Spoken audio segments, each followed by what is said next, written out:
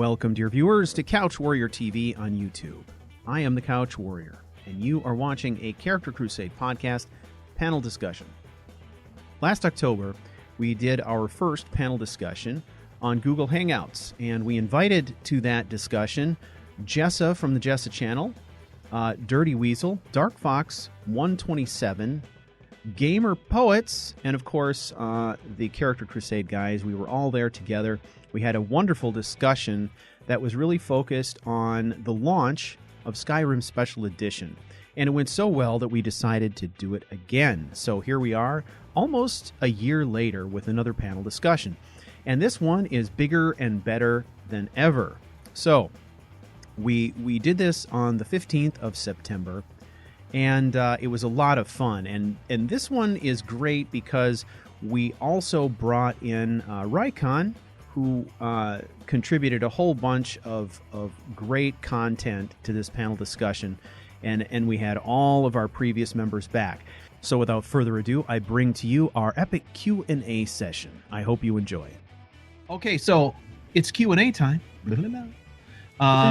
which means that you can post your questions in the chat stream. I will do my best to monitor them and present them to our... I really liked your little jingle there. It was top notch. It was good. Oh yeah, whose jingle? Mine? Your questionnaire jingle. It was great.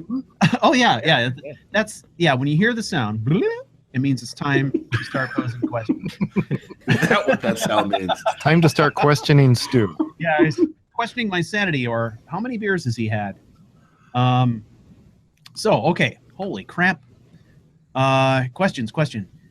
If you could take over any role play from any role player on the internet, which one would you take over? Like continuing someone else's story? Ooh, that's an interesting question. Thought-provoking. I would take over Leon's because he has more views than mine. That's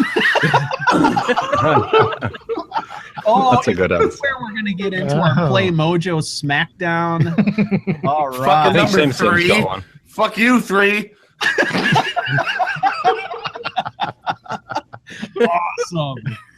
Awesome. That's great.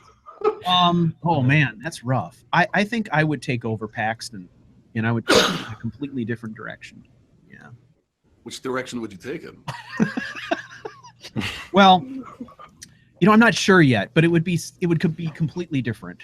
Morrowind style. You go down there, you head left, you head right, right again, down there, past the second tree, down. I think what you would do is I would take him to I would take him someplace, and he would where he would see a therapist. He'd be in group therapy. Okay, that would solve most of his problems, and then the rest would be through medication, and he would change his vocation. It sounds like the creator of this Paxton guy. Oh wow. I think that's what I do. If you're watching, Doctor, hi. A side plot with a sexy psychiatrist. That's what it would be. Nice. I'd watch it. Yeah. Okay, now the questions are coming in fast and furious, so I can't really keep up. Rycon, is there a particular one that you can think of that you would take over? If anybody on the internet who's a favorite of yours? I think I would like to take over someone that's not particularly role-playing.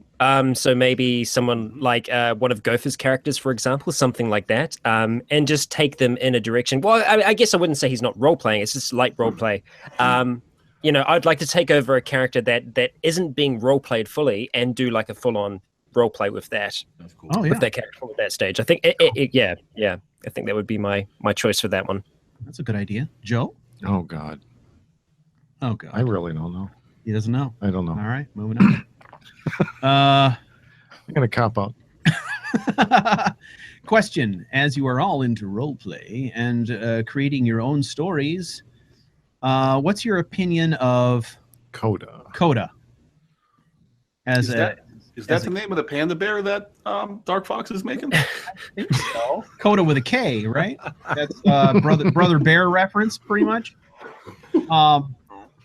What is Coda? Call of Duty. Oh, no. What is it? What is Coda? I don't know what Coda is. It's Coda with a capital O. Yes. Coda with a capital O. O-D-A. Yeah, it's going to be important, right? Failed English class horribly. I don't know what that is. Yeah, I don't know either. So I guess I don't have an opinion on Coda. Yeah. Chat, help us out here, chat. We've asked for some additional assistance there. So we'll move on to the next one. Question for CW, Rycon, and Game Reports.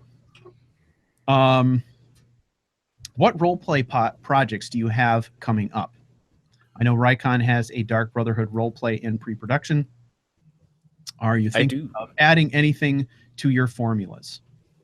Well, I'm going to play the Dark Brotherhood before Rycon does, so I get more views on it. Jump on it. No. I'm actually getting back into role play. I'm actually going to get back to the video, so that's good for me. I'm going to start Paxton again, and just catch up on some of the things I haven't been doing for months. So nothing new, but the old is coming back to get some new content. All right. Rycon, how about you? Oh yeah. Well, yeah, I do have the Dark Brotherhood one in the works, but I'm also looking at finalizing my Fallout 4 miniseries that I've been running for like a long time, but have had a long gap in between the final episode of that, and that's going to kickstart and launch into the main Fallout 4 roleplay I'm doing. But I'm also looking forward to doing a survival series of sorts with Frost, because Frost is just it's a juicy mod. It just completely overhauls Fallout 4 in the most fantastic ways, just taking it to the kind of edge of survival. So looking forward to that for sure. But in terms of format changing, I don't think I've got anything that's changing the format too much at the moment. Yeah. But if there is, let everyone know. All right. For me, obviously, it's the, kind of resuming Fleet's story, Aranus Arcana. So that's coming on October 15th. I'm launching it officially on October 15th, but on October 13th, we're going to be doing a 24-hour live stream. And part of that 24-hour live stream is going to be kind of a premiere release party kind of a thing, where we're going to show it live and do some commentary on it and just kind of have some fun with it.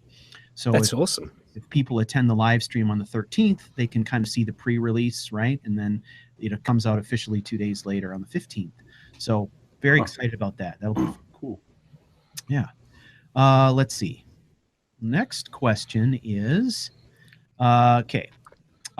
this looks like it's for the panel. I role play as an ancient Falmer. I'm thinking about involving her in the Civil War. Any suggestions or advice? These are always kind of tough when they're character specific, because so much of what I would suggest would be based on the particular sensibilities of the character itself. Yeah. Not, I personally, whether or not a character gets involved in the Civil War has less to do with society and more to do with the individual character and their motivation. Right. Just based on the relationship of the Falmer as they were in their heyday and the Nords, I would lean towards the Imperial side, but if you're going to take sides. All I could say is that if you're trying to find a way to get into the Civil War, perhaps just have a battle or something happen upon one of the Falmer areas. Like, I mean, they're fighting all over the place. Have them end up fighting on top of your place, if that makes sense. You know what I mean? Right. And then being forced to take action of some kind, because you'll have two sides fighting, and then in the heat of the moment, you might need to decide who you're going to fight for, or if you're going to fight at all. Yep. Right. Like something, character motivations. What's my motivation for doing this? Right. So, you have to have a good reason for picking a side or even get involved at all. That's a very good point. Yep. Question for Rycon: where is the I Am Bread roleplay? What's up? What's going on? So I promised I was going to do an I Am Bread roleplay for the channel's birthday this year, but unfortunately that game doesn't run on my PC. Doesn't at all. I don't know. Like it didn't roll properly at all. Yeah, which is unfortunate, because I feel like I Am Bread is ripe for roleplay. It's one of those games where the character's motivation is to become toasted, and You know, it's a goal that you can work towards, and there's a lot of drama and tension in that. But unfortunately, yeah, it's toast, so to speak. I am ready to rise to the occasion. Huh? Well, I know. I never get that rolling. I definitely want to watch that. I've always wanted to Get some inspiration. I'm trying to get toasted right now. So, Hero take roll. it. Hey, okay, question. Did anyone ever mention how to prevent the auto downloads from Steam? Did we ever mention that? Did it come up, or is there a way, or do we not confirm? No, I'm not sure anymore because I used to do it quite often, but I haven't done it for a while now. So I assumed that it was the same way that it used to be, in that you could just turn it off. But yeah. I think what you were saying earlier about how SKSE, that does go around the launcher, so it gets around the issue. Like I haven't opened the Skyrim launcher for about 2 years, so I think there's a way around those updates because of that. But yeah, I can't remember who it was that was saying it before, but yeah, if we were doing a fresh install, that would be an issue potentially. Yeah, I'm not sure if you even can do that anymore. Yeah, I don't think you know, that issue came up and I looked into it and there's no way to turn it off automatically. Unplug the internet. Yeah. That'll do it. Maybe. Yeah, I guess. The mod organizer needs Steam to be running to run it, so Yeah. it's a problem. All right. Question. Any advice for an experienced role player looking to start making videos? Start doing it. Yeah. It's the most difficult thing, is taking that first step. But once you start, every single video that you make, it gets easier. But starting is definitely the most difficult thing. Yeah, actually, I was just relating something similar. I don't remember what we were talking about, Stu, but it's kind of like writing. You know, it's hard to get going. But once you start, if you have an idea or a concept in your head, once you get your hand moving, it just moves. It goes. I think the same thing would be applicable in this area. Don't strive for perfection. Just do it. Yep. Definitely. You don't need the best equipment in the world. When I started, I was just using this like little microphone here on the side of my headset, and you know, my PC was, you know, trash. I was recording everything in 720. I leave all my original videos up on my channel to kind of show progression over time, because you do get better. You get better as you're doing it, but you don't start off creating something that's, you know, you're amazing, but you know, you work towards it for sure. Yeah, as a fairly new YouTuber, yeah, I can totally attest to that. Even it's only been what, a year maybe. Even between the very first to now, it's a huge difference. Yeah. It's always funny how, you know, different YouTubers. I'm still using the same tools. It's all the freebie tools, but I've become more comfortable with them and what I can kind of eke out of them. So, and that's just a learning curve. It's a process, and you know, I still am far from mastering the media, but you do get better. And if you've got a thought and you want to share it, share it. Start. Yeah, I think Raikon, you got it spot on. Just do it. Yeah. Cal, what were you saying? Well, I remember it's always funny how we talk about, you know, our past work and you just got to start doing it. This is one of those times the memory goes back, and having Raikon here reminded me. I hit a lull, and I happened upon a Raikon video where he's walking around his hometown with a selfie stick, recording something about, you know, going back and looking at old footage and getting inspiration from it, and then saying, well, maybe I shouldn't go back and look at old footage, except for it tells you how far you've gone. Yeah. And that's the biggest thing, is you don't dwell on how you're doing right then. You just know you're going to get better with time. Yep. And that's the whole thing. You just got to keep pushing forward, just got to keep making videos, just got to keep doing what you do, and you get better. It's really odd when I go back and look at my first videos and the crappy quality. And that's how you have to progress it. You have to be aware of where you are and know that you can get better. And sometimes you don't even realize, right? You don't even realize that you've progressed until you go back and, you know, answer a comment on an old video, and that video starts rolling. You're like, oh my God, that's how I sounded back then. Yeah. Wow. I actually remind had me a all the whole time how video much I looking suck. back. I had a video looking back at my old videos, and I was like, oh no. And it's just like, what is it, about 15 minutes of me just absolutely basically destroying myself, like my past self, going, "You're so wrong. What are you doing? It's all wrong." Yeah. But then at the end of it, it's like I had to start somewhere. Yeah. I think there's something interesting about being able to see your own progression over time as well, you know, and I've seen that now going back through my old videos, but I've also had viewers tell me that part of what they found intriguing about the series was watching me evolve as a storyteller over time, because I got better at production, but I also got better at telling stories. Right. And, you know, the only way to get better at telling stories is to tell more stories. Do it. You know, and that, you know, so you just, it's like anything else. You just jump in and you start doing it and use whatever tools are available. I was using Xbox and Windows Movie Maker and Audacity when I started, you know, and I've evolved a lot since then, but it's been a long and interesting and certainly fun road. So and create them for yourself. Yeah. Don't create them for other people, create them for you. And if other people come along and enjoy them, great. Yeah. Yep. At least you're doing something you love then.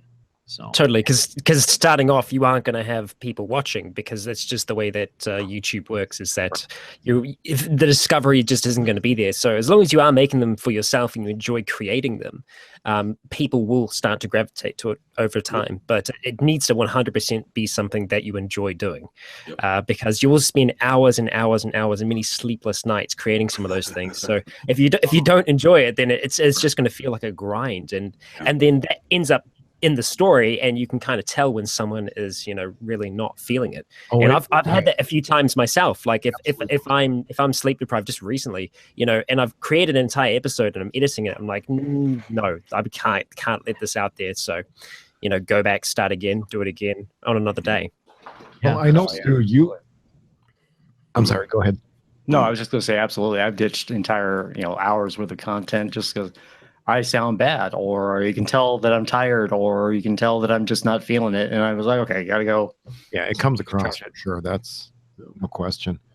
But kind of to piggyback on that, I know you had commented on, you know, in past conversations too, that the whole reason you kind of started this was when you were on your Xbox, you were having all these experiences, and you're like, these are just so awesome. I need to share these. And it's not because you wanted to make these things for other people, but because you wanted them to feel the excitement and share in the experience you were having.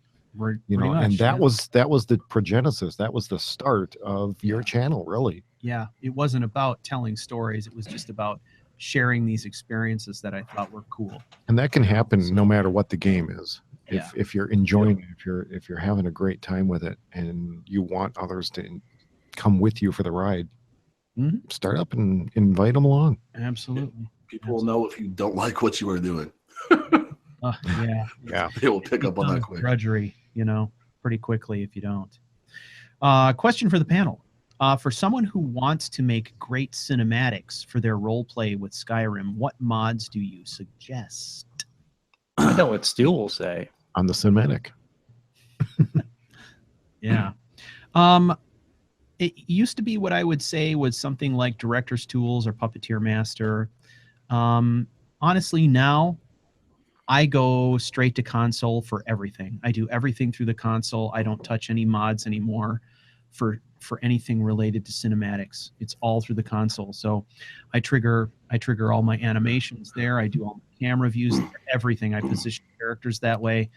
I equip them that way. So that's where I'm at. That's what I'm doing now. Wow, Stu's just gone C++. Is that it? Is that what they call that? I don't know.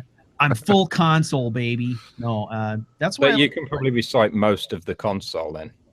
A lot of the it. top of your head.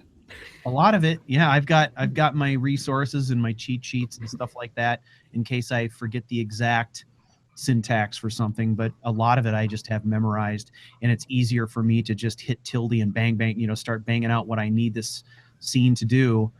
And I've changed the way that I approach cinematics a lot as well. It used to be that I would kind of map out in my head what I thought the scene needed to be ahead of time, and there's some cases where I'll do that if it's complex, but for the most part what I do now is I just play.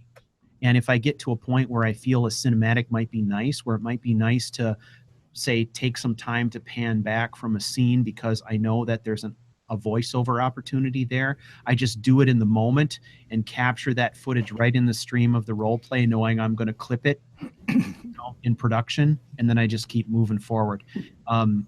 That kind of keeps me on task, and it keeps me from a situation where I feel like I have to cut the gameplay off and do a whole separate thing where I'm coming in to get footage, and it keeps me from getting off track and keeps me moving things forward. Well, I think too, that kind of plays into one of the areas that you had streamed, several months ago now, on creating, basically intros and cinematic and stuff, where you can slow or stop the game so that you can move the camera and get a different angle, but you're not stopping the action. You're just pausing it.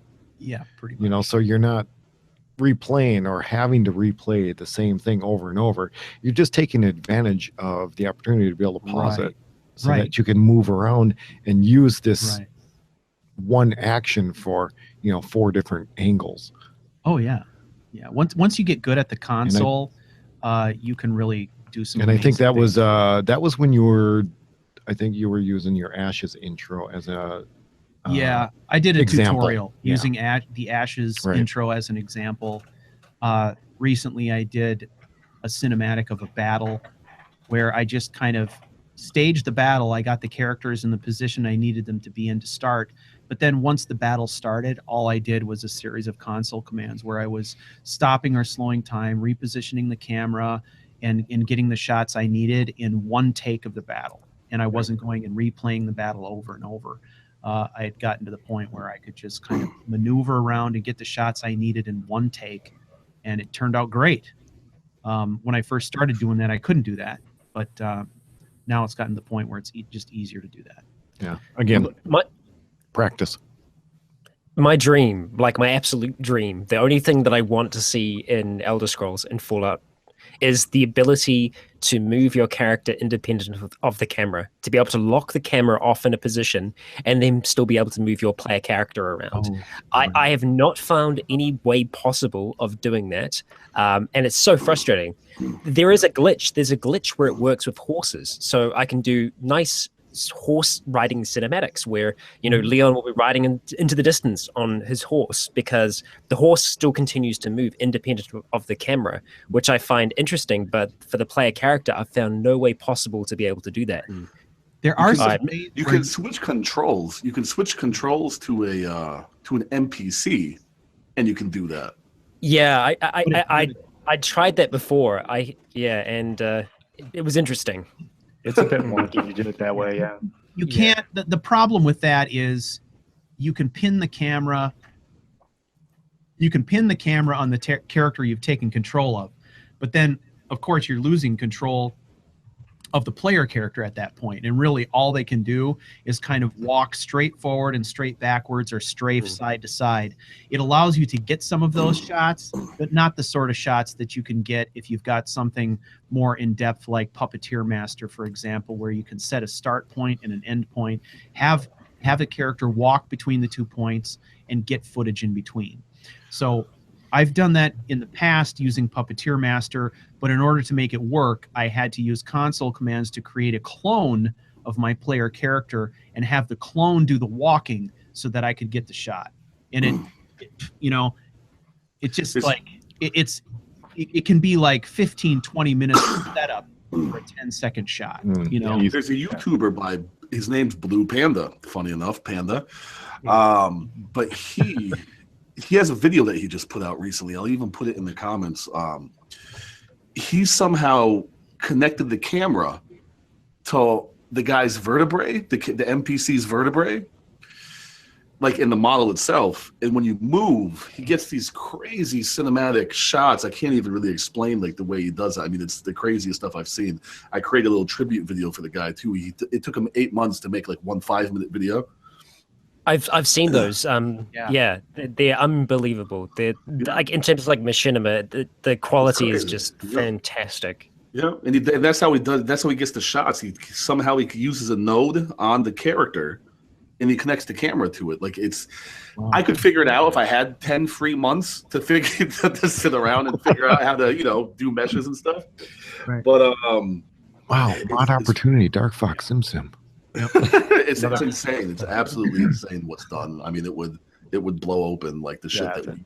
Totally different scale, machinima versus role play or let's plays. We do small cinematics, and a lot like puppeteer work. Our puppeteer works very well for doing small things, but yeah, the machinimas, those guys are just wizards on their own scale. Yeah, it's a whole different style. I mean, what you're trying to do. Yep.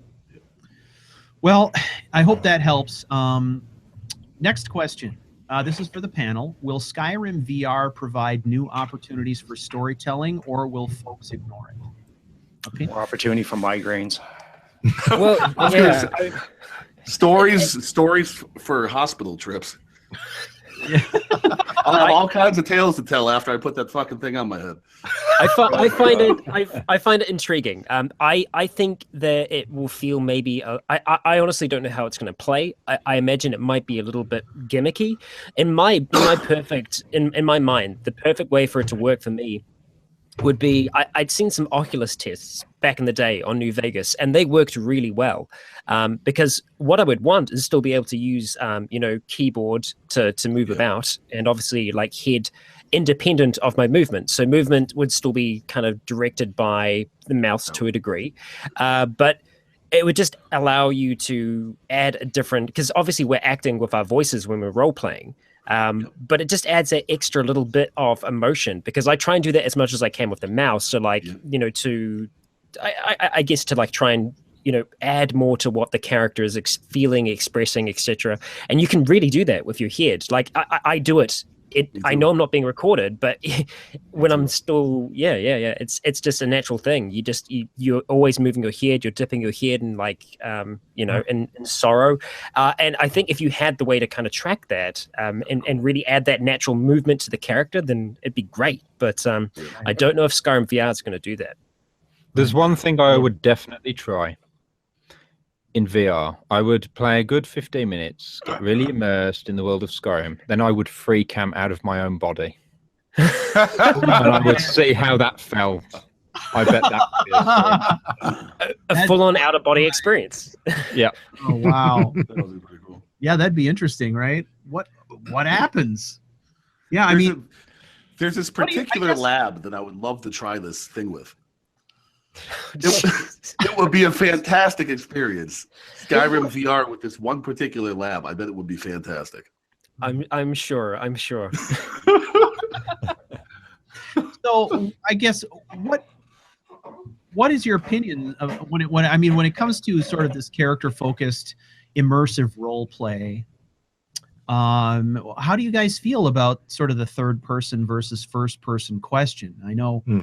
From my perspective, I play and present video in the way that I interpret story when I read a book, for example, right?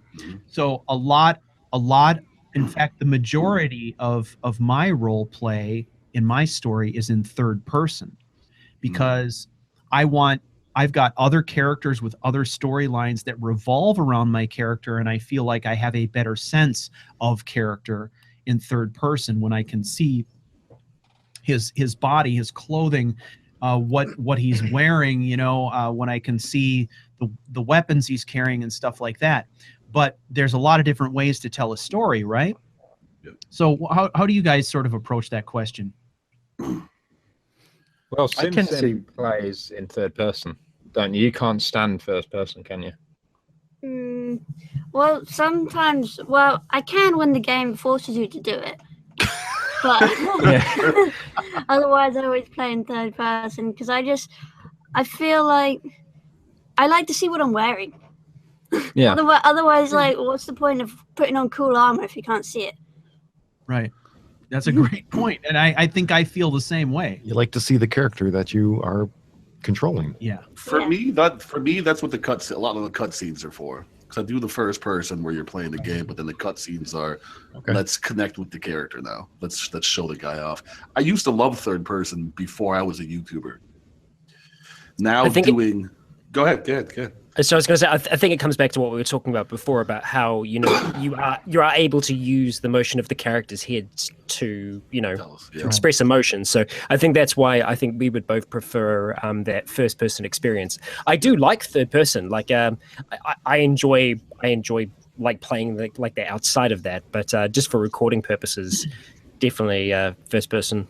Just feels right. Well, the interesting thing is like I think it specifically of a scene in one of your videos, Michael, where Paxton is going through a dungeon crawl with the zombie Jerry behind him. Yeah. Right. And Jerry's making all these sounds, all this stuff, right? And you're just kind of walking along in first person. That and then periodically, you'll be talking to Jerry periodically, and you'll turn around and look at Jerry, and then turn around and look back the direction you're walking. And it would not have nearly the interesting impact if it was in third person. In first person, that scene, first person made that whole scene because it was so cool because you're kind of trotting along and you're narrating Paxton's inner monologue. Yep. And then his inner monologue gets interrupted by from behind. And it is the most amazing thing. And I think that, to me, is a great example of where first person is king, right? Where you don't even have to say words. You just like you said, Paxton, you just look at him and turn back. Exactly. That's the moment. Yeah, that to me, that's pretty brilliant. I love that, and it just wouldn't have the impact in third person, right? So yeah, I guess it all kind of depends on the perspective we come at story from, I guess. So that's true. I think that for me, it's about a 50-50. About a 50-50 percentage, and if it's adventuring or combat or wandering through a town where you just have general cinematics, I like the third person. But whenever I'm talking to someone, I automatically switch to first person because I feel it feels more personal to me to have that scene where you're actually looking face to face with somebody while you talk to them. So I bounce back and forth. I don't play one way or another when I'm recording something. It's always going back and forth because I want that personal feeling that you have with an NPC, and then you can still do your head movements while you're actually looking. So if I hear something in the background, I'll turn slightly, or I'll look down if I'm depressed to somebody or something like that, or shake my head if I disagree with them. So I get that personal aspect to it, but I switch right back to third person if I'm going through an area or I'm traveling someplace. Right. Nice. I go to first person a lot when I'm searching things or when I'm interacting with objects. That's primarily when I'll go to first person. Otherwise, I'll be like game mechanic. I'm trying to click on it and I can't click on it and I can't open it, and it gives me trouble. But yeah, I totally get that. So Counter Matt asks the question to the panel: he wants to know what are some of our favorite side quests as far as storytelling goes and why. A favorite side quest. Anybody got one? Haven't played enough of the game. Yeah, I've created somebody of my own. How do we determine what a side quest is? Is it something that's separate from the main quest, or is it like are we not counting like the factions, like doing faction quests and stuff like that? You know what? Let's just throw faction quests in there as well. If there's an aspect of a faction quest that you really enjoyed, I think that's fair game too. Okay. I like the Thieves Guild quest. It's going for Paxton. We're talking about Skyrim. If anybody has watched some of my very old, what I call now rough draft versions of Paxton, it really allows for a lot of that particular character to open up into a whole new realm of who he is, or a whole new part of who he is, because it plays to my character. He's from Riften. Well, he's as far as he was born elsewhere, but as a kid, he just grew up in Riften. So you get to see a part of Paxton that you don't get to see elsewhere, and it really allows you to bring out that Riften thievy side of him. So I think my favorite side quests, or whatever it helps me bring more of my character out. Right. Okay. Skyrim's writing for side quests is really poor. If you want an example of the difference in style, look at Fallout New Vegas and some of the companion quests. And the one that strikes my mind always is Boone's companion quest. Because you go throughout this game, you have him one of the earliest companions, and you have this guy who's pretty much sullen and angry, and you don't know why. And then you go through the companion quest, and you can see the writing that Obsidian did with it, and you understand the companion then. Mm-hmm. And you go through his mental anguish about his wife and the battle that led up to, you know, how he thinks and killing of children, all this stuff. That is good writing. Unfortunately, Skyrim side quests, not so much. I can't think of any memorable ones that I go, yeah, that was a great side quest. You know, Dawnguard was well done. Dragonborn was okay. But the side quests in Skyrim, okay, yeah, some of the little stories may be okay, but none of them really struck me as well as some of the Obsidian side quests did, where you actually had some emotion, you had some feeling behind it. I just didn't feel that in Skyrim. I think that's because they seem to struggle with like heavy emotional content. Going down those paths that you know, where things are a little bit darker, but it does explain why a character is a certain way that they are. Conquered that with Fallout 4, though. Yeah. I mean, there is some pretty messed up stuff in 4 for sure. I think it's difficult to pick one you know, particular quest line or, you know, series of quests that, you know, really stands out for the rest. I think I always enjoyed the Dark Brotherhood quests. I always enjoy them. And you know, I love the storyline in Oblivion. I thought it was fantastic. Mm-hmm.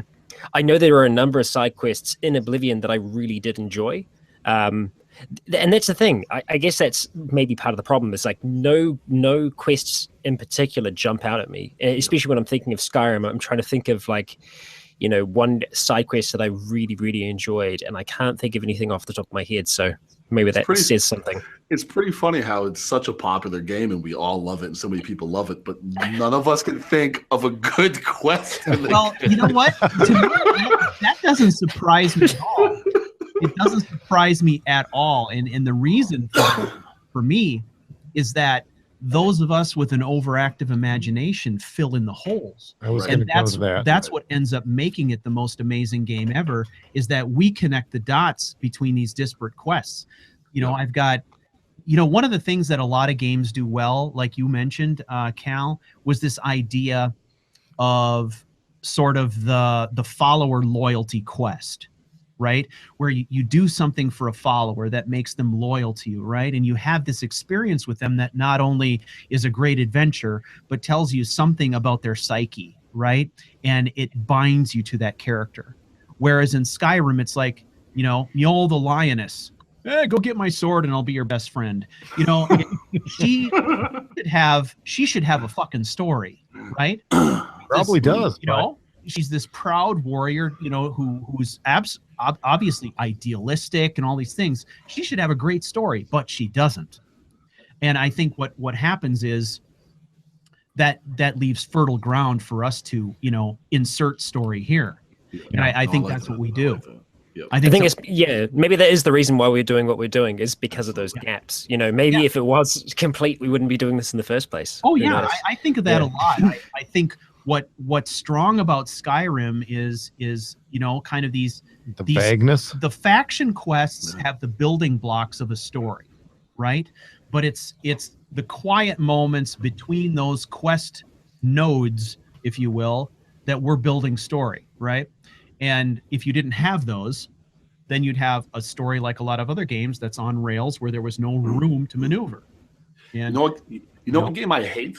Actually, I mean, it's so on par with this, and it's a great game. But because I play games now for the channel to create content, The Witcher 3. Yeah, there's no holes.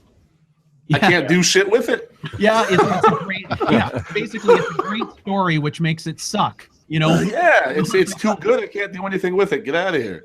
Yeah. And so I tried playing it so many times, and I'm like, yeah, it's a good story, but what can I do with it? Nothing. It's done. Yeah, it's a great story, well told.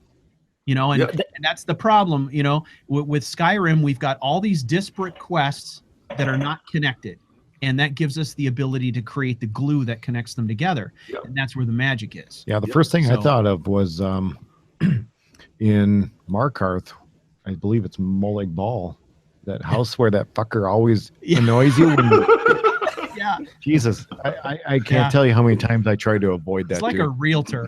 Like, There's that, I that don't guy know standing anybody outside that's the door. gone into this house. We're on the other side of open the house street. today. Yeah. to come through. It's not especially fantastic, but I think just the overall tone of that particular sub story, it's got some bones to work with. Yeah, I mean it's got kind of a nice Pun not intended, actually. kind of a dark supernatural thing going on, which is something you can play with. But maybe you I'm know? just a macabre sort of personality. But Well, we know that about you. I would love to see some intrepid modder make storylines for each of the house Carls. Change, get new dialogue. Have each of them have their own stories, their own quests. that's a Something fantastic idea. personal. That'd And be awesome. Give them some. why is Lydia so angry? I always want to know. Why is she so against carrying my stuff? It's a big deal. There's got to be some personal trauma in her background about that. That'd be great. Why, Lydia? I think they get better. They do seem to get better with each kind of installment. Like I think Fallout 4 was an improvement, but it needs to. Oh, thank you so much. That cake? I think no, it's coffee, coffee, not cake, but it's still If it excellent. was cake, I'd Coffee fucking cake. punch the screen. Yes, coffee cake could be the perfect. Yeah, I know. Michael, we've gone over this. The cake is a lie. Yeah. I keep going, but I'm sorry. We got you sidetracked, Rycon. Go ahead. Yeah. So I feel like they are moving it in the right direction, but I think that it's the thing is like the characters having character, not just being these blank slates that just have the few lines that they use. I think there almost needs to be that question of like, why are they following you? Like, why are they with you? And I think when they set up the circumstances of like that bonding, like if there is like a good bond that's made within that first time, sometimes it's just out of circumstance that they're following you. But I think they are getting better at working around that. The having them just kind of shoehorned in there, just because they need to have followers. Now they need to figure out a way to be able to do both. I feel like they can try to write a game or try to make this great open world RPG. So it's like with Skyrim, it was everything that we here wanted. Fallout 4, it had some good stories coming, but then it missed all of these other pieces from Skyrim.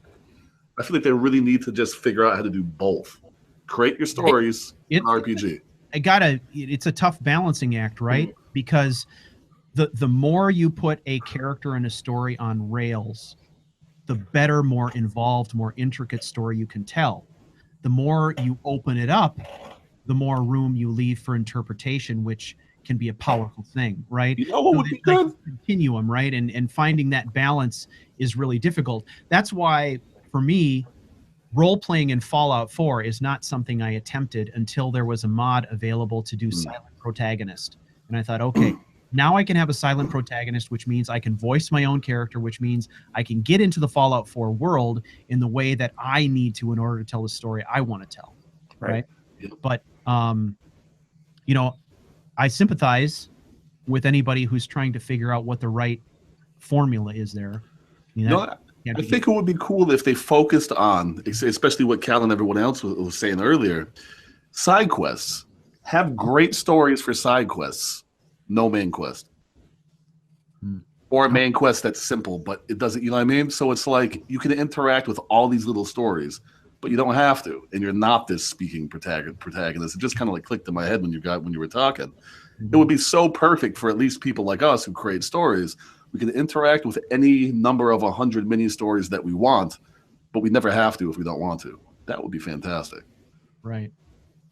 Interesting. Yeah, we haven't really had any game like that so far, which has just been a straight up role playing game where it is, this is the world, you live in this world and go out there and experience it. Survive day to day, and obviously stories come from that. Fun experiences come from that, definitely. But it's a tough thing because you do have people that are, they want that focused story, and then other people that want to have freedom as well. And I think there are a lot of people that want that freedom because it is called a role playing game. It's an RPG.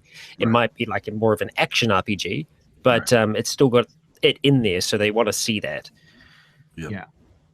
Next question. Bonhart is asking what lengths we have gone to in the past to sort of create our own mods to reinforce our role play. So, creating your own quests or creating your own NPCs to reinforce your storytelling. I've only done one, actually, with my Fallout New Vegas roleplay. Sawyer, he was everyone who played Fallout New Vegas, you're in the grave, you wake up in the grave, right? But I just made a tiny little mod to where I needed the grave covered over because he kills this guy, and he's freaked out that he killed this guy because he doesn't want anybody to see that he killed him, because he's like, shit, these people are going to hate me, or maybe they'll kill me, or maybe they'll throw me into jail, whatever it is, whatever his mind process is. He's like, I got to get rid of this body. So he's like, all right, I'm going to bury this body where I was buried, but he actually buries it. So that's all I've done, like little environment tweaks. Like if the grave was open, I cover up the grave, or if I need like a mound of something over there, but nothing really crazy other than that. Yeah.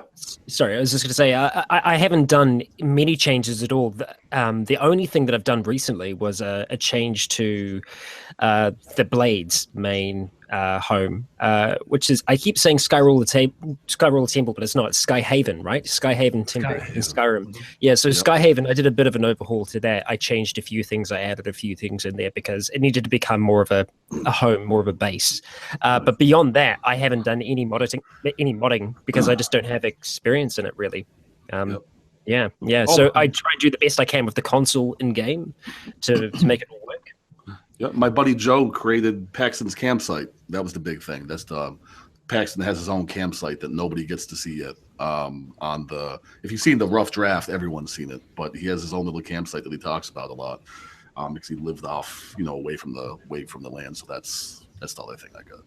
Yeah. Stu and Dark Fox helped me create a couple NPCs that were exact duplicates of the two main protagonists, Fiona and Sartorius, so that storytelling could be very easy to pull off. If I was playing one or the others could appear in the background or take part in different scenes. But for the most part, I don't make my own mods. I will make minor changes. I'll adjust, like Sartorius's armor is actually light armor, but I've changed it to all heavy because I like the heavy tree in Ordinator better than the light armor tree. So I changed the armors to that because I like the look of my armor, but I didn't like those light armor. So I haven't done a lot now. Stu, on the other hand, he makes mods. He's done a couple. I've made quite a few. I've probably, made 50 or 60 of my own mods that I used for various things. A lot of it was like you're talking about with NPCs, especially with Five Fables. When I was thinking about that concept, it ended up in the end being too complex for me to pull off at the time. But I created a separate profile for each character in the story, and there were 5 characters. And then I created an identical NPC for each character as well, so that I could film any scene that I wanted to, with anyone being the primary character. In addition to that, I think for those people who followed Rune Runner, that was Vander, and he was a basically, he was a courier, but he thrived on speed. That was his thing. He was faster than anyone else. And I created a story where he was going to participate in a cross-province race called the Great Northern Courser. And in order to do that, I created a mod that allowed me to stage a foot race between Solitude and Markarth with 5 or 6 competing runners, and it marked their path from Solitude all the way to Markarth, and then I could have him run along with those people, and I could film the whole experience. And I had it set up so that the race was going to go between different cities in 5 stages, right? Like the Tour de France, right? And so I had set up, start and finish lines complete with pennants and people selling food and spectators, and then created people who were like race judges who would be standing in specific uniforms along the way, and then had certain racers. So I had it set up so that at each stage of the race, one racer would die. So I was just going to say, you ought to have sections where like a wolf dives out and just Attack one. Yeah. So the plan was, right, you guys know very well what the route is like between Solitude and Markarth. I mean, you're going through Robber's Gorge, you're going past Broken Tower Redoubt, where you're getting attacked by Forsworn. All these terrible things happen. And so at each stage of the race, I had one racer who was not set to Essential, who could die. And then the goal was to just run the race, film the thing, and see what the hell happened, and then do impromptu role play as I was going along, right? And the challenge of it was, of course, that he had to conserve his stamina. He'd get these bursts of stamina where he would take the lead and he'd run out of stamina and some other guy would blow by him, right? And then, and I did all this work, and then ended up not using it. And I'm like, God damn it, That's why I really want to get back to Vander's story, because I want to do that. But there's certain mods that I need converted before that'll happen, and it requires SKSE, right? But I've done a lot of mods to support my stories, but I've never gone to the degree where I've created dialogue so I could get their lips moving and all that kind of stuff. And I know, that's the kind of stuff that, that Carl, Voices from the Dark, he does that. He creates his own dialogue quests and stuff like that, so that characters will actually move their mouth and say the lines that he wants them to say. He takes it to a whole nother level than I would. I don't go that far, but I will definitely do stuff like to set the scene, for sure. I've wanted to get into that type of stuff. I just haven't had time to learn it. And that's the thing, is that it is quite a time-consuming process as well, and eventually I think it's like you need to ask yourself, like, what type of series are you making? Like, is it going to be more of a machinima, or is it going to be like a one of my more traditional roleplay series? Because when it comes to machinima, obviously it takes a lot longer to produce it, so it's not going to be a weekly show. It's going to be something that you might release once a month, and I guess it's like more, what is the audience wanting? Like, do they want to see that, or do they want to see the story itself? So it's a tough one, because I struggle with that. Like, I find it frustrating, because like I'll do these long speeches as Leon, and he's just standing there, just like yeah. And I'll try and shoot around him as best as I can, but most part, you're like, the guy's not saying anything. Like, he's just psychically projecting. That's what I need to do. I just need to make a character that is mute but psychically projects their voice out to everyone around them. Then it'll be fine. Right, Kyle. The back of his head when he talks. Yeah, or what I saw in your recap, of course, was a shot of the narrator eyes. Up, just his eyes. Yeah. Which I thought was clever. It was a clever way of handling that definitely problem, right? That or face masks, or I did that in my Fallout 4 machinima. They had to disguise themselves, so they were wearing masks over their face, like the bottom half. So I was like, yes. Skyrim is so good for cold weather places. Oh God, yeah. I'm keeping my face warm, can't see me. That's why I think what we need is we need people like Dark Fox to just basically set up an entire thing that is just to support us specifically. Be my workhorse, Dark Fox. No, nobody else gets any time but us. We just get whatever we need. Well, I was going to say, for your race, what you could have is have it so that the other NPCs detect when one dies, and it gives them a boost to stamina, so they run quicker. And they're like, "Whoa, I'm not having that happen to me." Wait, you can do that? A lot faster. There you go. There you go. Oh, wow. It's like adrenaline rush. There you go. Yeah. Right? So they just see one get shot right in the head with an arrow, and the other's like, "Oh, wait a minute." Having that. Red Guards would have a huge advantage in that race, wouldn't they? Holy shit. Red Guards, they got that stamina ability. That's a racial ability, right? Hey, don't go PewDiePie. Yeah. What? Okay, I'm looking for a place to say that all day. Joe is actually doing some development right now, setting up a scene for Sanox series, right? Where you're developing some mods. Yeah. I've got one that's mostly done. I just gotta figure out how I'm gonna film it. But yeah, I've in the past, early on, it's just been cleaning up some areas. So, going into Cagranzel, for example, in the very first series, I needed it to be clean and not a ruin. So it was just a matter of modding and getting rid of the clutter and that kind of stuff. So book mods, very, very basic. I do have a scene coming up that I want to get recorded. That's going to be a little more involved. Certainly not any kind of a courser, but we'll see. Okay, cool. See how that comes along. Fair enough. I've got I've got grand plans, but We all have. I'm grand sure. plans, I'm but sure they'll change. executing on them is the problem. I'm sure they'll go that? from this is the best thing is this will work. Yeah, yeah. I'll settle. Hey, my next episode of Paxton has been coming out for like 8 months now. A lot of work goes into that. People don't understand. Although our audiences do. Yeah, well, I'd like to think they do. The people who really are invested. Question for Couch Warrior: will you continue the Demon Hunter playthrough? Loved that character. Oh, I loved the Corvaline. Corvaline character as well. That is a character though that I created specifically for a build video on Tamriel Vault.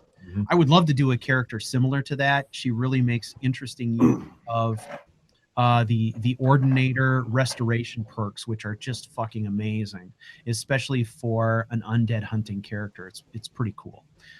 So I'd love to do that, but nothing planned specifically.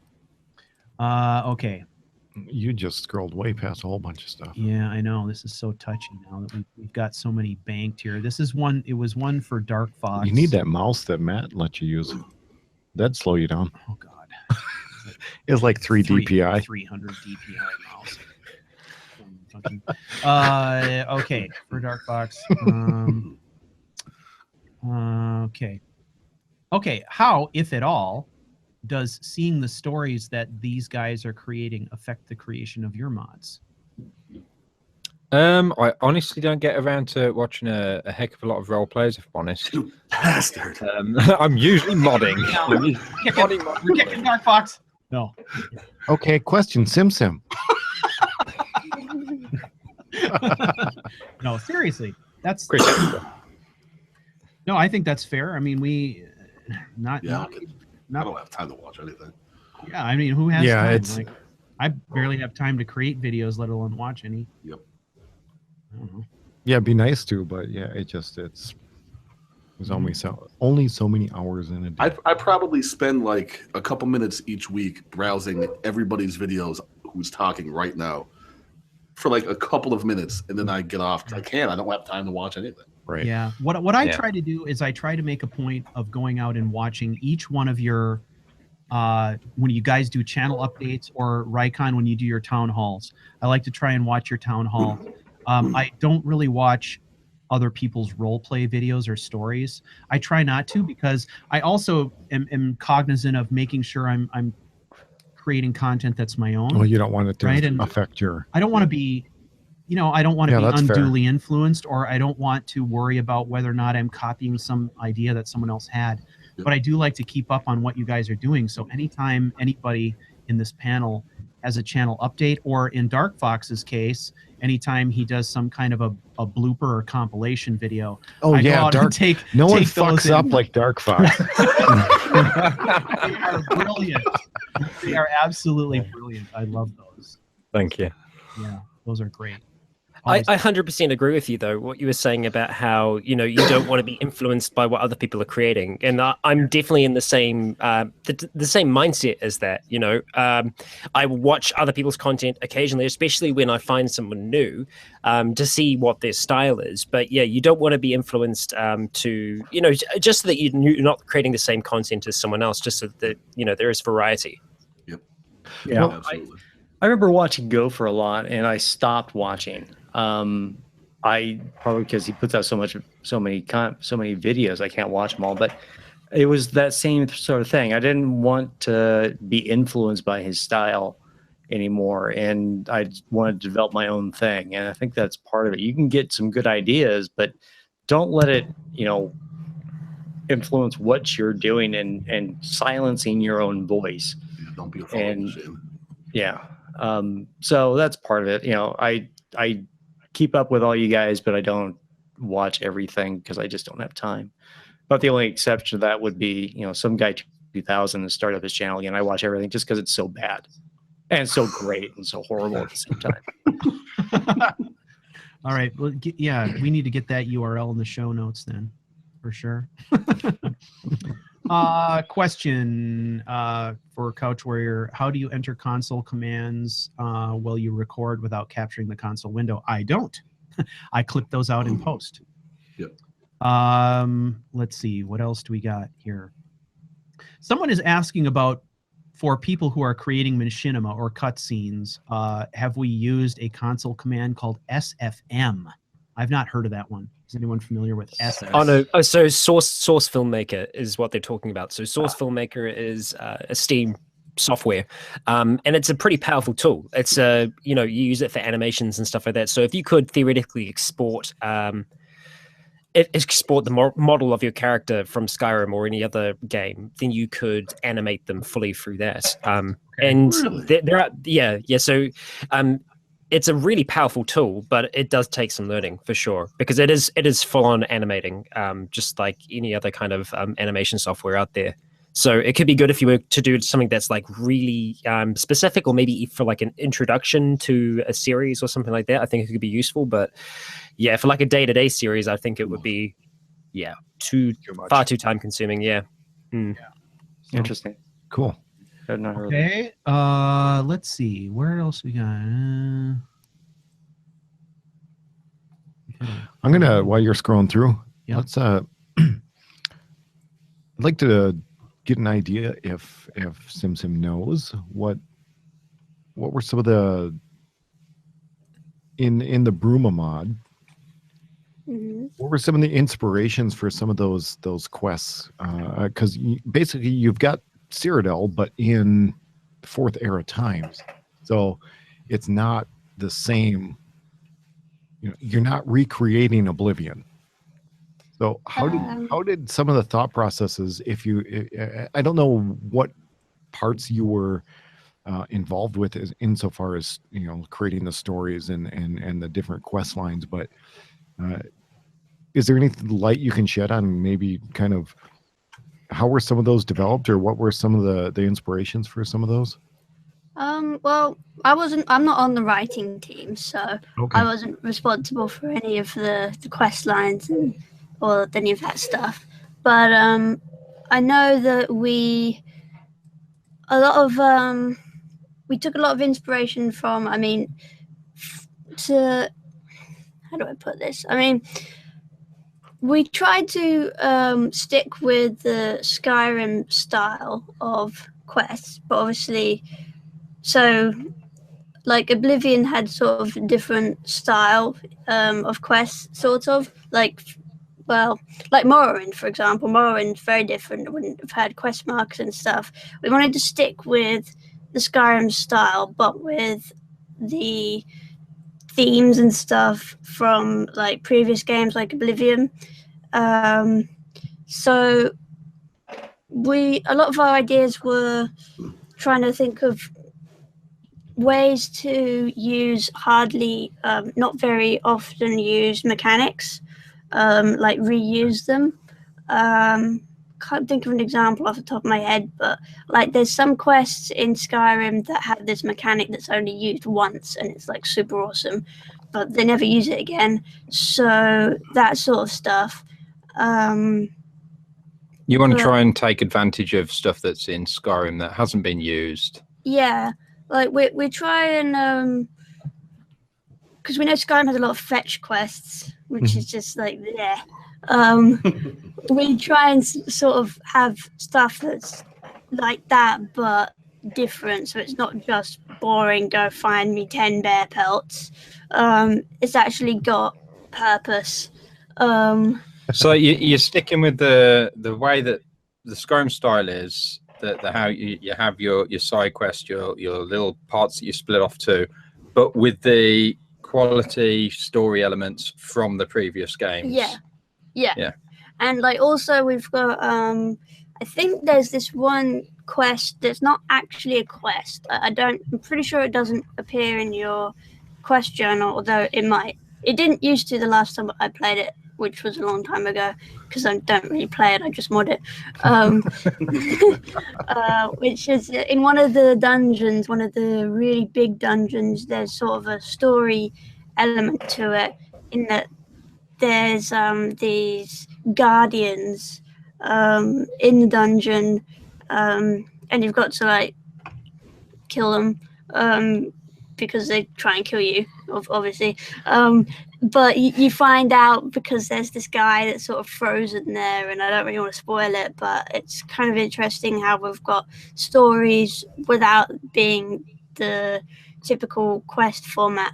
You discover it through just exploration. Yeah. It's sort of like instead of having something that pops up in your journal, something that's got a way marker to it, it's something that you can just discover, and it's not guided in any way, and it's something that you can pick up on and go, hey, this is interesting. So I suppose it goes back to like Outlast in a sense, where you pick up documents and journals, and unless you look around, there's going to be a lot of story that you miss. That's another thing. There's quite a few dungeons where we have these notes and journals scattered about that if you don't find them, it's perfectly fine. It doesn't affect anything. But if you do find them, it adds that little extra bit of backstory and makes it really interesting. I could think of one in a cave that if you find the journal, it explains why the cave is how it is. Otherwise, you just think, oh, it's a cool cave, that's cool. But if you find the journal, it explains why the certain plants growing in the cave, what they are actually doing, and you realize, oh, this is really quite dark and stuff, and it's quite interesting. So you can either be just that person who wants to go and bash a bunch of skulls in, or you can be the person that's like, why am I bashing these specific skulls in? And you can know why. Yeah. I really enjoy passive storytelling, and it's something obviously that series like Dark Souls do really well. But I think Bethesda, they do that little bit of passive storytelling sometimes, and I find that really enjoyable. Like when you find a scene, when you happen upon a scene, and you can kind of tell what happened. There is a story there that's being told, but it's being told with the items and the way that things are laid out, and I think that's awesome. And I've played for a number of mods as well that do their storytelling through that in a passive sense. So it's something that you discover, and it's something that you can kind of deduce from the environment that you're in, and it's always it's really enjoyable because you kind of feel like I'm the only person that's figured this out type thing. Like, I've figured out this amazing thing, and it's a great feeling. Well, that reminds me of. It reminds me of the episode we did with dead horses. Yeah, the dead horses episode. Yeah, where we pinpointed. It was a podcast episode where we discussed all the instances of Skyrim where you discover a dead horse, and what the story is around each one of those, and our interpretations of what those stories were and how they might be interconnected or not interconnected. It was like a really interesting exercise, right? And that I think that's an example of some passive storytelling. Right. The one that I like in particular is there's one that takes place in Solstheim where you find the burned out house that has a cellar in it with some bandits, and you find a dead guy down there who's got a note to his lover, right? And then later on you can discover the dead body of this lover who's coming to find him, that's in a boat on the shore not far away. Like he made it to the shore and got killed, right? And it was interesting to me because it was an interesting story. It was a touching story. It was told in kind of a passive way, but it was also a depiction of a gay love story, right? In that you don't see a lot of that going on in Skyrim, right? And it was, I thought it was really interesting, and it had a kind of a big impact on me when I hit that, because I was like, oh, this is really amazing.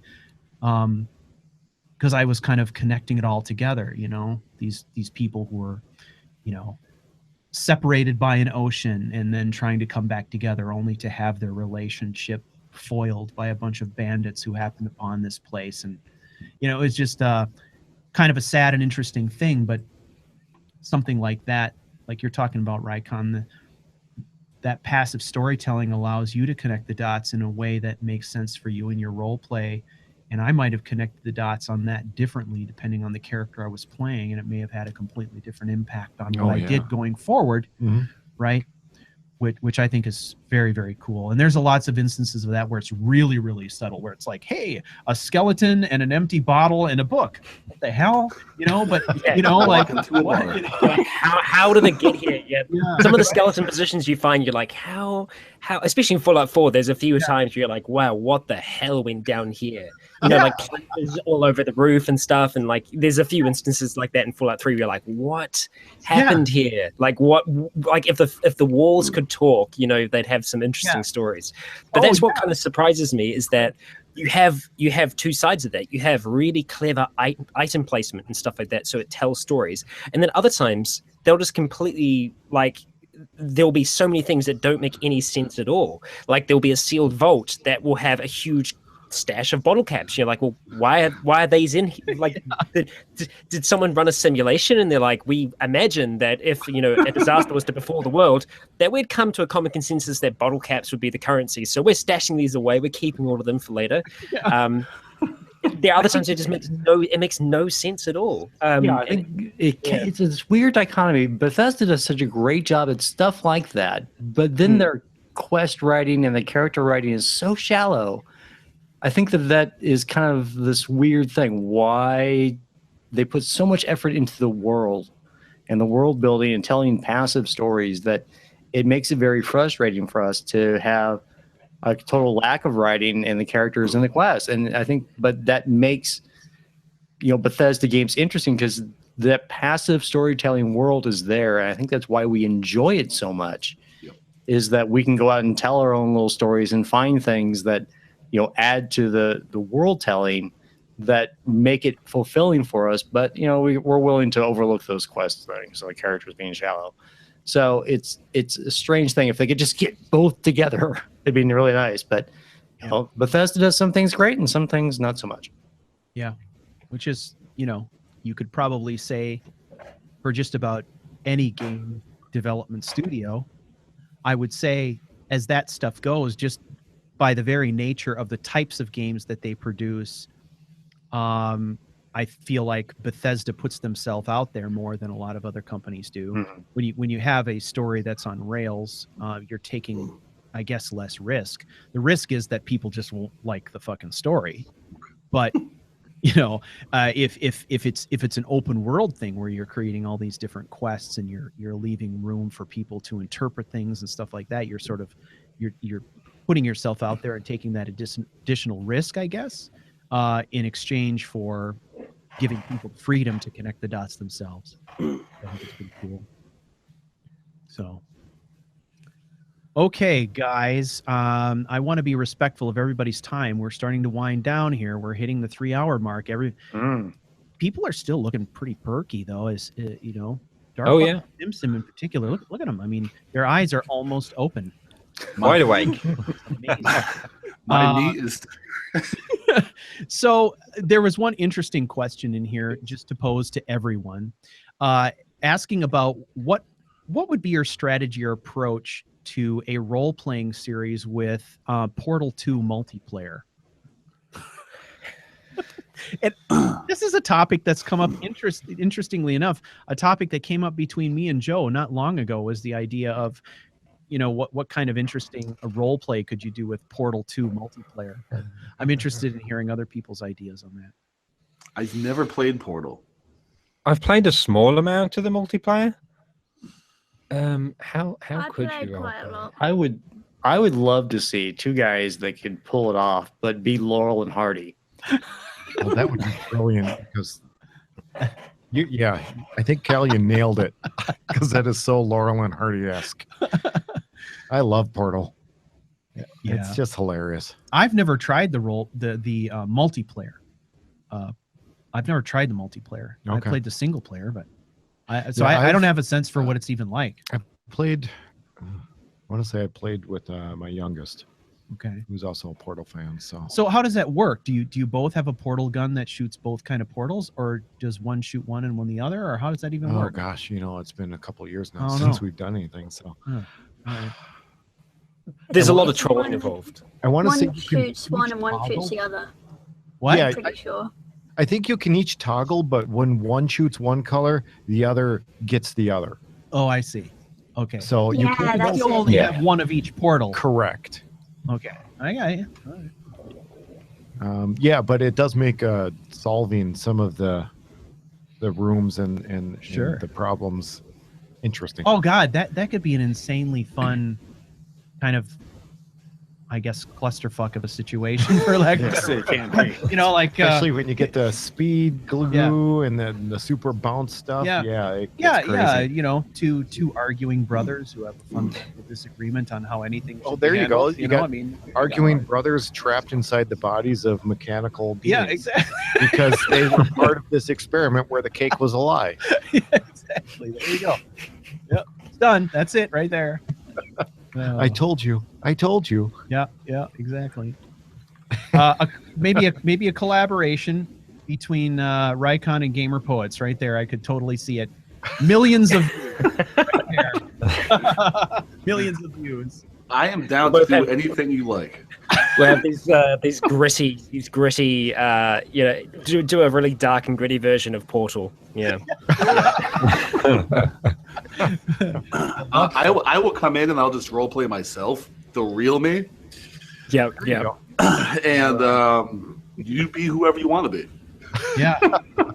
Yeah, and Michael's going to be, you know, continually filled with resentment over his placement on the Watch Mojo list. Fucking number 3. He's going to be competing for that spot constantly, like,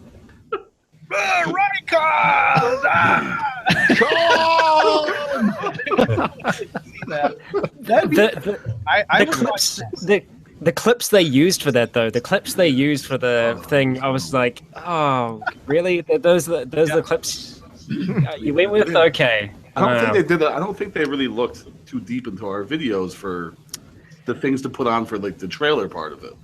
Yeah, well, because that's the thing. It's like the sample clips were like they were just. I was so pissed. I'd say that they're like the in between moments, in between good stuff happening. Yeah. Like, okay, all right, sure. Yeah, thanks a lot for that. These are all my shittiest moments that you decided. Thanks, Watch Mojo. Never fucking watch you again, Mojo. Only gets better from here. Well, all I can tell you both is that I was seething with anger that I didn't even make the list. So I'm filled with resentment. I think they need an update. I think they need a 2017 version for sure. Yeah. Well, they had Inferno Canuck on there, right? Isn't Yeah, Inferno, yeah. Inferno? Yeah, he was the one who started me doing this in the first place. I seem to remember that. I remember. Yeah. I actually got inspired by him too. His Fallout 3 stuff was pretty cool, man. Go. Like I wanted more out of what he was doing. So I did some of it. Like I actually started because of Gopher, but then because I needed something to do, I needed an outlet. But when I started watching Inferno Canuck, I was like, wow, I can get cinematic with this shit. But I want his to be more cinematic. So let me do that with mine, and that's kind of how I started doing it. Yeah. I honestly think that was one of the main kind of kickstart points of that kind of role playing on YouTube. I hadn't seen it before then, 100%. Hadn't seen anything like it. Yeah. That's so cool. See, I'm still in the place where someone will follow me. I'm going, really?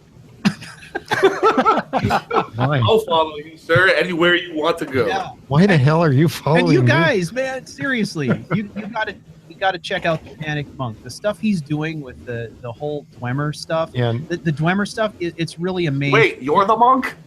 He is the panicked one. He's the panicked one. The panicked one. He's the panicked one, yeah. But the stuff he's doing, like speaking the Dwemer language and all this shit, I mean, it blows my mind.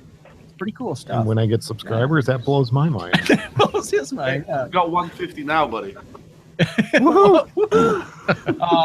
So let's do this. We got a few minutes left here. Maybe an interesting way.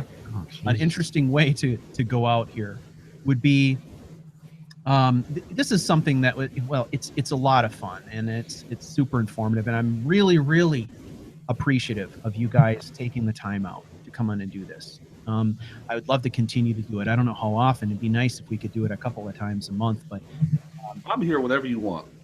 Well, great. That's great, because I'm going to invite you every single time. I'll fucking be there, but you're gonna lose the more subscribers.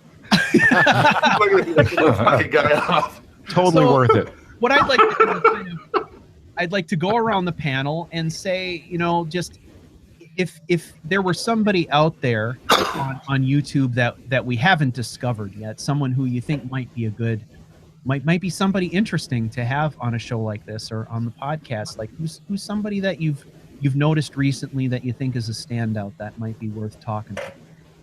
For whatever reason, whether it's role play or mods or anything. I've got two. Is that cheating? No, that's not cheating at all. It just Okay, means so- Michael can't provide one. Just because you're number one in Watch Mojo? See, Michael gets out by Rycon again. I'll never live that. I'll never live it down. Never live it down. So first one I'd recommend is Spiffy Squee. So Squee is doing his Fallout 4 roleplay at the moment. Squee's been around for a long time. I've been subscribed to him for a long time as well. So I think he'd be definitely interesting to hear his perspective on things as well, because I know he's got a different style of role playing. But the one that I would recommend for a kind of different reason is officially Devon. So Devon does these things called narrative let's plays. So it's like role playing, but for strategy games, and they are unbelievable. I love them. He voices all the different characters in them. He does it for like Mountain Blade, Total War, all these different strategy games. And it's a style of role playing that I just didn't ever consider, which is, role playing these strategy games. And it's the stories that he is able to kind of produce from the game itself are really, really entertaining. So recommend checking out his stuff, and it might be interesting getting that other perspective of role playing, because obviously strategy games are something that I'm assuming most of us don't do a lot of, at least in terms of producing videos and mods, etc. Nice. Okay, cool. Michael, what do you got?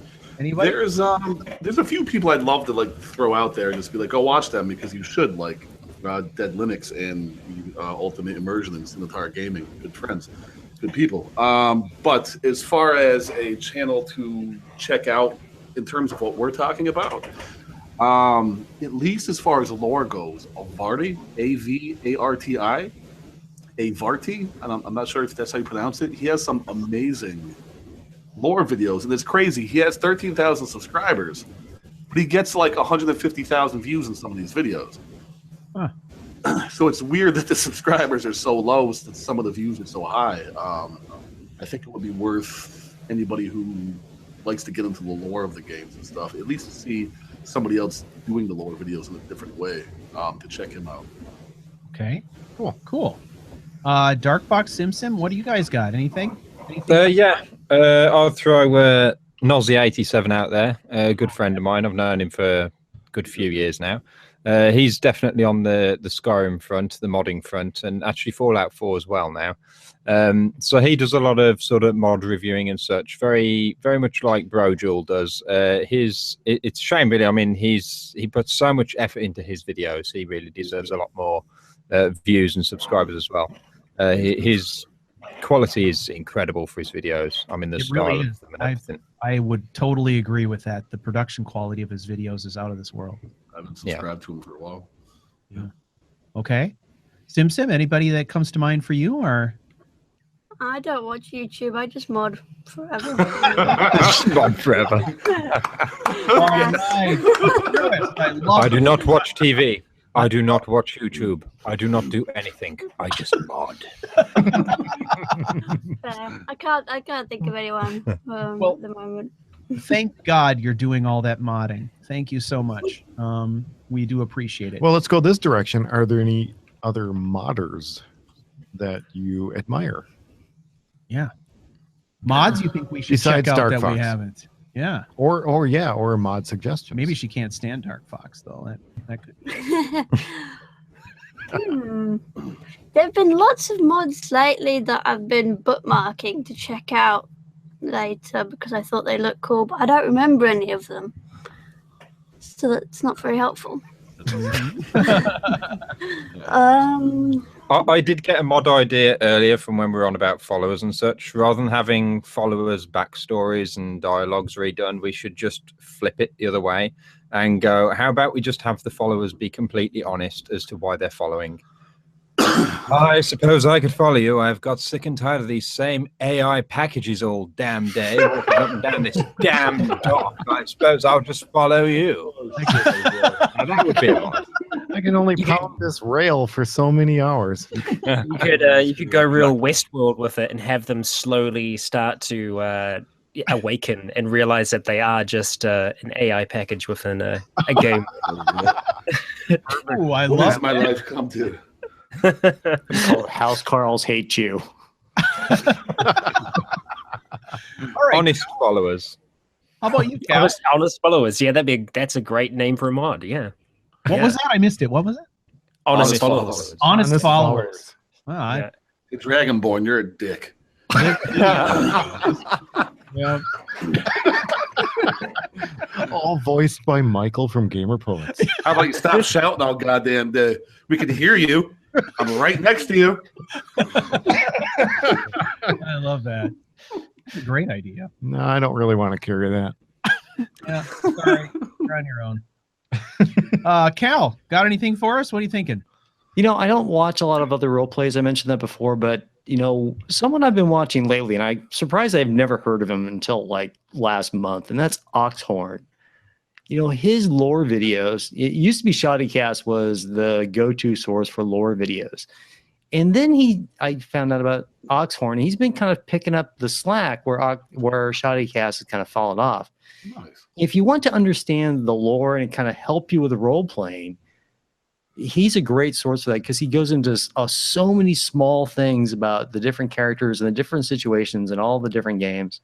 Fallout 3, Fallout New Vegas, Fallout 4, that you really start to understand the world around you in those different games so that you can develop your own characters when you understand the lore. And there's very few people that are actually doing lore videos anymore that are such high quality. So I recommend him. But like I say, you know, Let's Plays, it's hard for me to say because I don't watch anymore. So it's hard.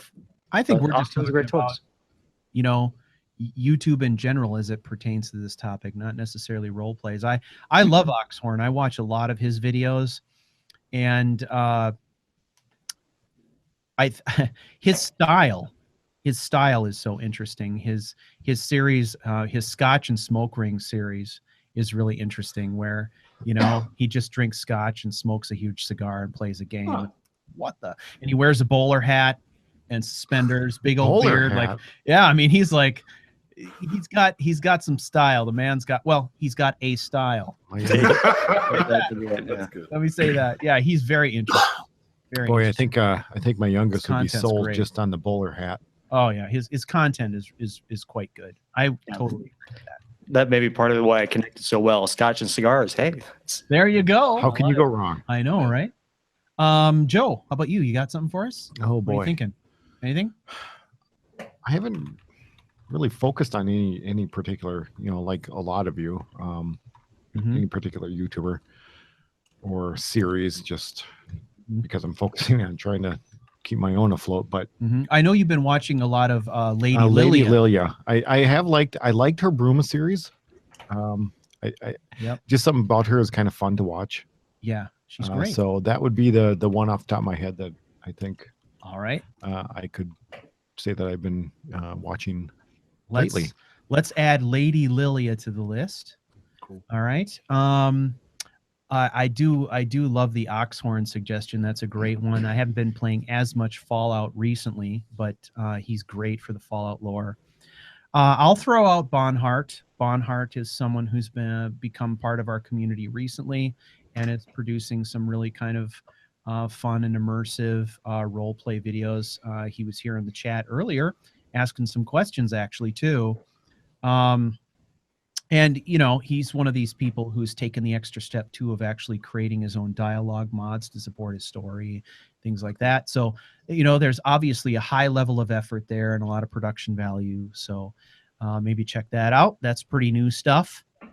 Anything else anyone wants to throw out there? New creator? Subscribe to Gamer Poets. Gamer Poets. All right. All right. All right. I'll throw a Twitch streamer out there. Play Kush. Okay. Play been, Kush. No, We've got a lot of the same audience. He does a lot of Skyrim modding as well. Okay. He's fantastic. All right, cool. Very good.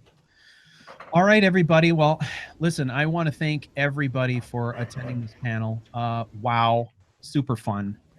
Really, really a lot of And fun. like last time, just like that, Yeah. our 3 hours Our have come and 3 gone. hours have come and gone. Our 3 hour Yeah. tour. Yeah, at least we got Jessa for half the time. What a lot of fun this was, and I think it'd be a lot of fun to try and do this. I think on a more regular basis if we can, maybe at least a couple of times. Sure. It's been a year since we did our last one, but A biannual would be nice. well, yeah. I mean, I think especially now too, with all the things going on in the Skyrim community. With multiple versions of the game, it has a tendency to, it's kind of diluted the community in a way where I feel like it's not as tight knit as it used to be, and maybe these conversations help a little bit in helping to Bring that back. bring the community back together a little bit in some small way. I don't know, but You can mark me down whenever, man. all right. Well, Same- it's wonderful. same here. I definitely appreciate it. And for those of you who attended the live stream, thank you so much. What we're going to be doing here is I'll be taking all this oodles of video here, and I'll be basically cutting this into separate episodes. We'll put it out on CouchWarrior TV. So for those people who weren't able to attend today or weren't able to watch the whole thing, they can pick up the parts they missed. It was a great conversation all around, and I want to thank all of you for attending. I really do appreciate it very much, and we will catch you for the next podcast. And by the way, remember, October 13th, we are going to do our 24-hour live stream for charity. The money we raise on Extra Life is going to go to Gillette Children's Hospital. If you're interested in participating in that or checking it out, making a donation, feel free to do that. You can find the information regarding date, time, and all the things that we're going to do throughout those 24 hours on the schedule on CharacterCrusade.com. Thank you all very much for attending, and we will catch you later. Say goodbye, everyone. Goodbye, everyone. Bye. Goodbye. Farewell. If you're interested in keeping track of when new panel discussions are coming up, you can find that information always. It'll be released on my Twitter stream, which can be found at Character Wonk. You can also hit the website at CharacterCrusade.com or, of course, CouchWarrior TV. You can also look forward to those members of the panel making announcements about what's coming up in their own channel updates, town hall meetings, things of that nature. So again, we all appreciate very much your attendance and your attention and your interest in viewing these panel discussions. That is what helps us keep them going. So thank you all very much, and we'll see you next time. And I have to keep doing them because it's the ones that people watch. Yeah. It's like, hey, we need this updated. It's like, oh, again? So what's different in your video? Well, I put the color blue in this time. And that's about it. Specialize in house mods. I wouldn't say specialize. I don't know. I'd say you do, I do. Apparently I do. seeing as that's almost all you've done. I did the chicken. Shack, mushroom, CTR, CT, I did a suggestive Millwater, chicken. Claywater Retreat. I've not completed the game either. Never will. I did it. I did it in a week, just over a week. When it first came out, me and my friend, we took the whole week off work, and we played almost near non-stop that entire week. We slept very little. We ate in every single day, and this was in my dad's garage at the time. And yeah, we just went hard the whole way through as much as we could. It was so enjoyable. It was really, really good. I miss actually getting through Riverwood and then not having the urge to go and mod the fucking game and be able to actually continue playing the solid thing. I miss when all the mods weren't in Riverwood. Yeah, like 1,000 mods that mod River. Hey, I made a house mod. Do you want to check it out? Sure. What is it? Riverwood House. There's got to be some kind of series that revolves around getting every single modification to Riverwood and installing them all at the same time, and then just having like this garbled shantytown looking thing with just like buildings meshed together and just this horrific sight. There you go. I'll credit you. The I'll person, credit Is there an ETAC patch for that? I was going to say, there's got to be a patch. Yeah. We'll call it Megawood or something. Yeah. Right. So when's TLO going to be done? About 10 years' time, I think. Oh, come on, hurry up. I want to use it. Joe needs the alpha now. Okay. No, I want to go beyond alpha. I want I want the final release. Oh, okay. All right. Well, Joe says go, so you better get it done now. Pressure's on. So Yeah, because Joe has a lot of pull, in Yeah. the community, well, as you know, you know, as we all well know.